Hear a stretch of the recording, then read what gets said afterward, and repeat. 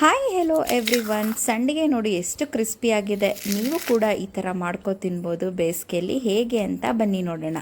Ration ಅಕ್ಕಿನ 1 cup ತಗೊಳ್ಳಿ. ಅದನ್ನು ನೀಟಾಗಿ ಒಂದು 5ರಿಂದ 6 ಸಲ ತೊಳೆದು ಒಂದಿನ ನೆನೆ ಹಾಕಿ. ನೆಕ್ಸ್ಟ್ ಡೇ ಮಾರ್ನಿಂಗ್ ಇದನ್ನು ನೀವು ನೀಟಾಗಿ ರುಬ್ಕೊಂಡ ನಂತರ ಒಳ್ಳೆ ಕನ್ಸಿಸ್ಟಿಗೆ ಇದನ್ನು ತನ್ನಿ.